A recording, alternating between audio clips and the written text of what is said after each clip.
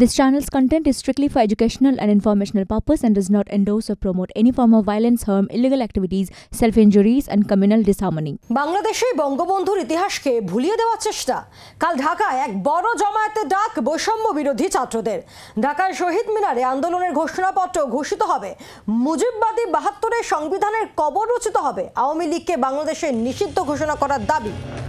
আমরা কথা বলবো রাজীব চক্রবর্তী, আমাদের দিল্লির প্রতিনিধি মুহূর্তে আমাদের সঙ্গে রয়েছেন একেবারে সরাসরি। রাজীব, কাল ঢাকায় যে একটি বড় জমায়েতের ডাক দেওয়া হয়েছে, কি উদ্দেশ্যে?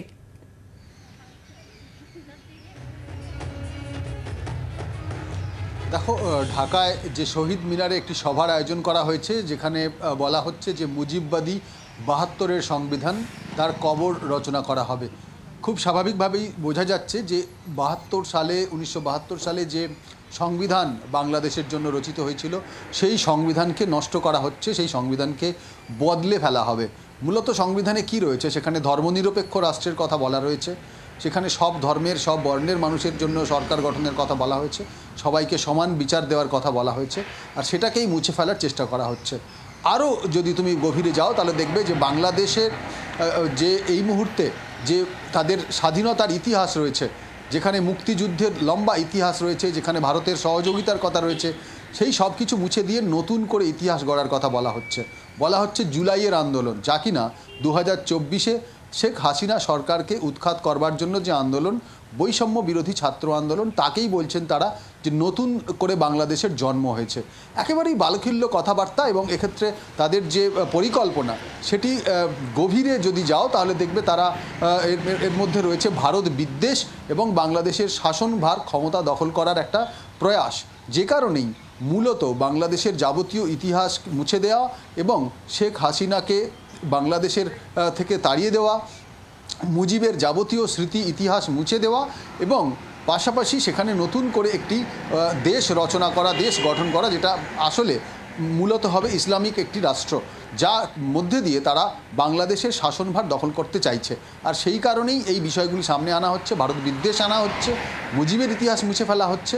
বাংলাদেশের এই ধরনের ঘটনা যখন ঘটছে, ভারত খুবই একেবারে তীক্ষ্ণভাবে নজর রাখছে এই বিষয়গুলিতে, কারণ প্রতিবেশী রাষ্ট্র কোন দিকে তাদের অগ্রগতি হচ্ছে, তারা কোন দিকে এগোচ্ছে, সে ব্যাপারে ভারত আপাতত নজর রাখছে। তবে সময় এলে ভারত এ বিষয়ে নিশ্চয়ই বিবৃতি দেবে এবং সেক্ষেত্রে বাংলাদেশ সরকারের সঙ্গে তারা যোগাযোগ করবে।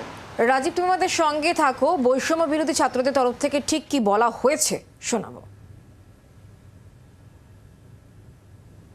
মুজিববাদী ৭২-এর সংবিধানের কবর রচিত হবে।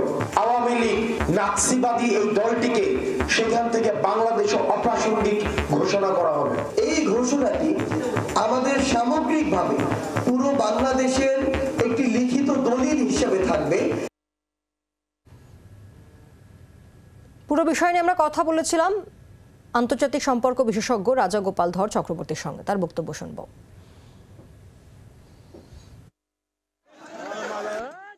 বৈষম্য বিরোধী আমরা ভেবেছিলাম যে তারা কোনো ধরনের ডিসক্রিমিনেশন চায় না, তারা সব মানুষের সমান যে অধিকার সংবিধানে দেওয়া ছিল ৭২-এর সংবিধানে, সেটাকেই তারা মানতে চায়। কিন্তু দেখা যাচ্ছে সে বৈষম্য বিরোধীটাই হচ্ছে তাদের মুখোশ একমাত্র।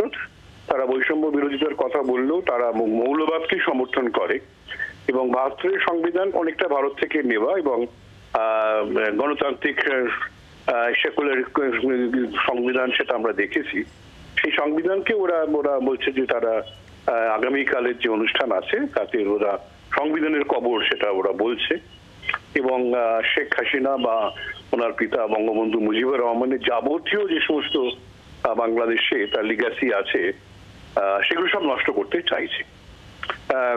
কালকে কেউ একজন আমাকে বলছিলেন যে ওদেশের হয়তো তারা আর্মি জেনারেল যিনি আছেন তিনি শেখ হাসিনার ঘনিষ্ঠ, তাকেও ওরা হয়তো পদত্যাগ করতে চাইবে, বা আরো বেশ কিছু, বা রাষ্ট্রপতি যিনিও ওনার ঘনিষ্ঠ ছিলেন তাকেও হয়তো পদত্যাগ চাইবে। তবে যেটা হতে চলছে সেটা বাংলাদেশের অরাজকতার একটা চূড়ান্ত জায়গা, এবং সেই অরাজকতার মধ্য দিয়ে যখন গণতান্ত্রিক প্রক্রিয়ায় খুব একটা মানুষের স্বস্তি মিলছে না, তখন আদমি ভাবতেই পারে এই আমাদের সুযোগ। দেখা যাক কি হয় না হয়। বাংলাদেশে যাই ঘটে তার তো একটা দেখা যাচ্ছে রিকগনিশন পাওয়া যায়, যাকেই বসাচ্ছে তাকেই আন্তর্জাতিক স্বীকৃতি সেখানে রয়েছে, এবং যাই করুক না কেন কোনো আন্তর্জাতিক প্রতিবাদ নেই। হিন্দুদের উপরে যারা সংখ্যালঘু তাদের উপর অকথ্য অত্যাচার হচ্ছে, খুব একটা আন্তর্জাতিক প্রতিবাদ আমরা দেখছি না।